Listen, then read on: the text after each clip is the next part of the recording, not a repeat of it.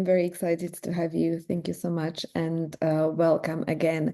This is one of my favorite topics. It's built around foundational ways to eat, not only for weight loss, but oftentimes for maximum energy and for good gut health. Um, in my clinic, and many times when I see people, they come to me and they say, Laura, why is it so that I always am constantly chasing energy? And this has been my experience as well. I remember back in the years, I was constantly so tired. Walking up the hill was a struggle, and the food cravings were absolutely crazy. I remember having horrible feelings of shaking when I wanted something sweet, and I realized that I need to do something about it to heal my gut, to remove the constant bloating and cramps that have been perpetuating my whole childhood. And I finally found out ways how to tame all the cravings and how to have great energy throughout the day without any dips. And the good things about it is that we don't need any energy bars and we don't need coffee in order to have maximum energy and happy mood all day long. We need to have healthy gut. And therefore, I summarized all my learnings into these 6 tips. And what is great about them is that they are not diet. They are the foundational ways of eating that will never fail you. It will be something that you will learn about your body, that you will learn about foods and how your body is actually metabolizing the foods. Imagine our body is almost like one chemical factory. And the better we understand how our body works and how thermogenesis work, the better we are able to eat and have maximum energy, stable weight, and stable mood throughout the day. So, right, let's go into it. The first important point is why we are constantly chasing energy, and it's because our gut is oftentimes leaky. Now, what is a leaky gut? You've probably heard about it, but the best way to explain it is that the wall of our gut is very thin. It's only one cell thick. And because it's so thin, there are foods that can enter the gut and that can literally create holes in our gut. Imagine when we are eating processed foods, refined oils, or lectins, which are plant proteins.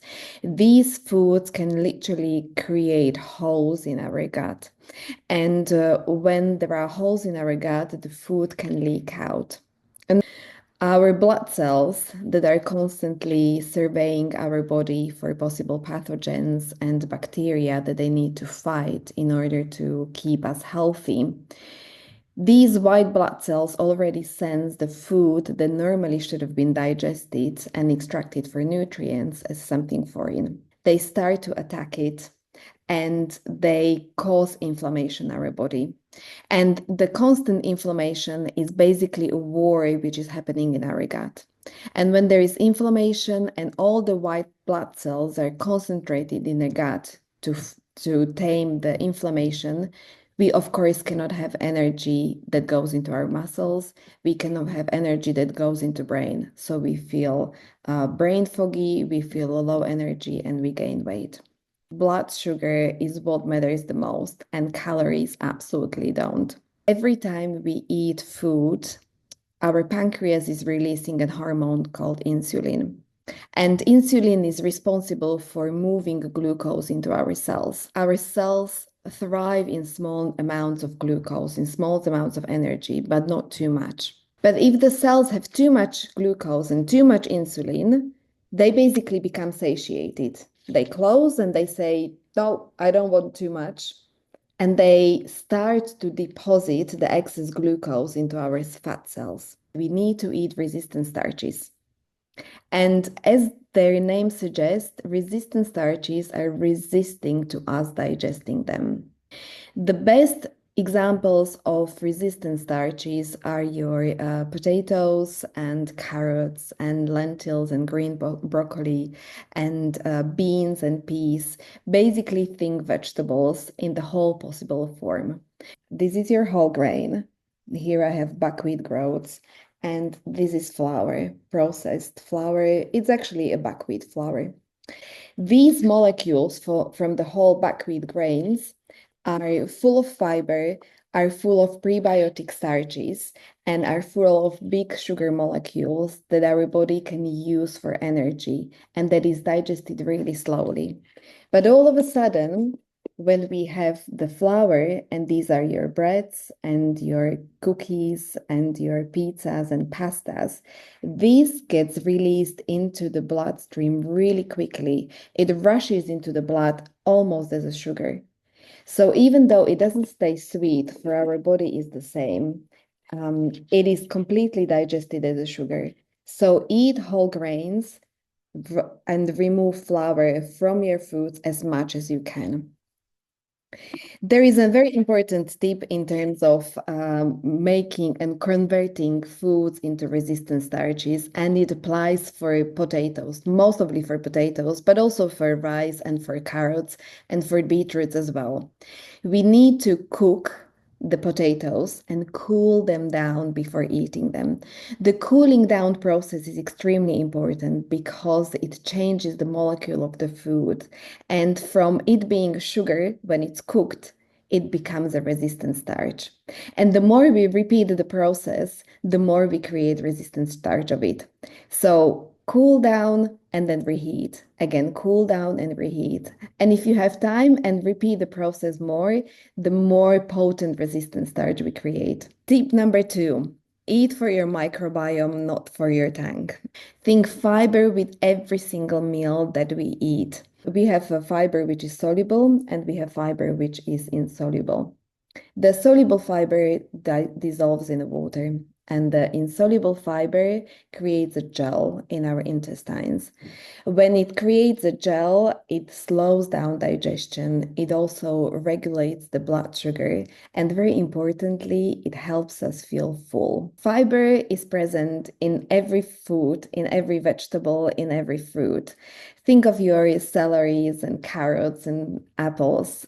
Any basic fruit has a lot of fiber, but one of my most favorite ones will be psyllium husk, grind up flax seeds that your body absolutely needs and uses for energy. And one of the most important reasons why we need to feed our gut fiber is that the more we eat fiber, the more our gut wants to eat fiber.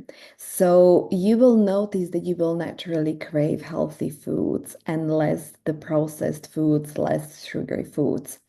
By the same token, as we are craving sugary foods and salty foods and processed foods, we can train our gut to crave healthy foods. Another great sources are radicchios. Those are the bitter vegetables that are so good for our gut. Another great ones are chia seeds and mushrooms, asparagus and artichokes. But you don't have to make this very complicated. Basically, any fruits and vegetables in its whole form is full of fiber, and this is what your gut absolutely loves. Point number 3, we need to stay away from packaged foods and ultra-processed foods. They are oftentimes intentionally added to the food to either prolong shelf life, to change texture, or to increase palatability of the foods. Think about yogurt. Under normal circumstances, yogurt should have the water separated on top of it. Is your prebiotic water that you need to eat and you need to stir it into the yogurt. Or your favorite nut butter. The oil should separate from the nuts. If there is no separation going on, in most cases, there have been emulsifiers added to the foods. So even though there is convenience in the foods that has nice texture and nice shelf life, and it's easy for us to grab, usually that is problematic for our gut. So don't go for the easy, go for something which you have to prepare yourself in most cases. Now, there are two problems with the food additives and preservatives. Stem cells in our body are universal cells that are able to repair the tissue and they are able to create new tissue. And every time we eat these chemicals, we basically signal to these stem cells to make more fat cells. But unfortunately, the bad story doesn't end here. When these chemicals enter our body, they act like estrogen. They are estrogen mimickers. And every time this fake estrogen enters our body, it binds to receptors in our cells. And the problem is that those are the same receptor sites as insulin is using to move glucose into our cells. And I will repeat this again because this is a very important point. Those are the same receptor sites that insulin uses to move glucose into our cells. And remember, as we were talking about insulin moving glucose into our cells for energy, and when there is too much energy, the cells close and they start to deposit the excess glucose into our fat cells. And all of these excess hormones are depositing into our fat storage. I mentioned estrogen because they mimic estrogen. For us women, estrogen is really important because as we are maturing, it's helping the breast to grow, it's helping the hips to enlarge, which is absolutely important. But for men and women throughout our lifetime, estrogen is also important for bone formation and bone health, and it has lots of other different functions. But remember, these chemicals are only mimicking estrogen. It's fake estrogen and is creating too much hormonal overload for our body. Therefore, it is making us fat.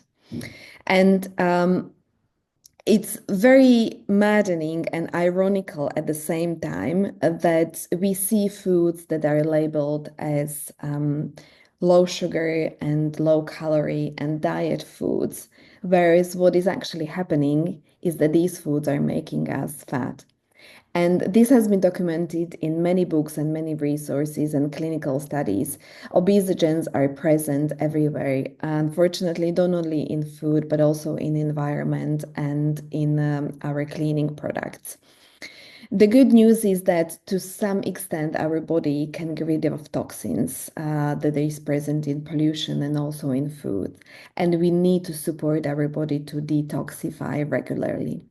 I have created and dedicated a whole blog post, and my upcoming PDF will be about food additives and toxins and how to detoxify our body. So it's not all gloomy, it's not all bad, but we need to help our bodies to, first of all, be mindful of the toxic load that is in the foods. And second of all, if we ingest something, not stress too much about it, but help our body to remove the toxins naturally. You will find some of the most common ones as artificial sweeteners, such as sucralose and aspartame and saccharin. Oftentimes, unfortunately, they're present in our favorite ice creams. And I know spring and summer is coming, so we need to be mindful of what we are eating. Emulsifiers, we've mentioned in the nut butters, in all the jams and spreads and pasta sauces. Preservatives, unfortunately, in breads and processed fats as well. Check your skincare as well if you can for any of the common disruptors. Those will be listed in my PDF and I will share it with you in a few days after. Next point, which is eating prebiotic and postbiotic rich foods. This is very important because prebiotic and postbiotic foods have been shown to directly inhibit the growth of bad bacteria and are able to repair the gut. Good sources, I'm sure you all know, are your sauerkrauts and kefirs and kimchi. If you can find goat milk kefir, go for that one. It's definitely much easier to digest and it's absolutely wonderful for your gut. Postbiotic rich foods, think about your allium family. Those are your onions and your shallots and your leeks, and also the cruciferous vegetables. Those are the vegetables that belong to the brassica family, such as broccolis and cauliflowers, anything basically which is curly, such as Brussels sprouts as well. Prebiotic and postbiotic foods, as we mentioned, are not only healing your gut, but also are training your gut to crave more of it. And we need as much variety as possible because the gut thrives in a variety of prebiotic and probiotic foods. Let's go into next one, which is one of my favorite one, and this is eat your GLP-1s and your proteins. For men and for women, protein is one of the most important macronutrient, is the hero macronutrient, and we need to eat protein because it not only builds muscles, but the more muscle means that we have more insulin receptors. There are animal-based, but there are also plant-based that are really good, such as tofu and pinto beans. Eggs are wonderful. Nuts and seeds are really great. And if you can find organic meat, then go for organic meat. Pumpkin seeds and chia seeds are wonderful as well.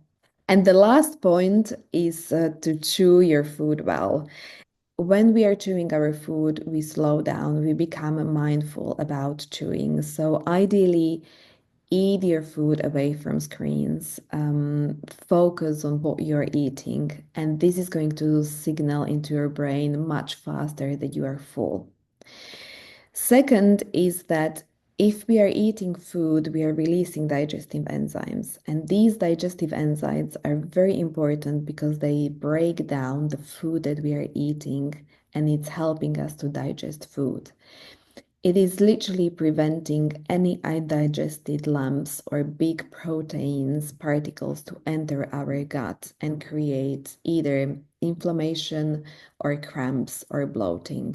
If you can dedicate one meal of a day and chew each mouthful 20 times, you will notice how much enjoyable it is to eat, how we slow down, how we feel the texture, how we can use less salt and less flavorings because the digestive enzymes are helping us to break the starches into sugars. So all of a sudden, the food and the meal will taste sweeter to us. And that's purely because the digestive enzymes are helping to break down the glucose into sugars. And there we have it. Those are my 6 points that will help you to transform your health.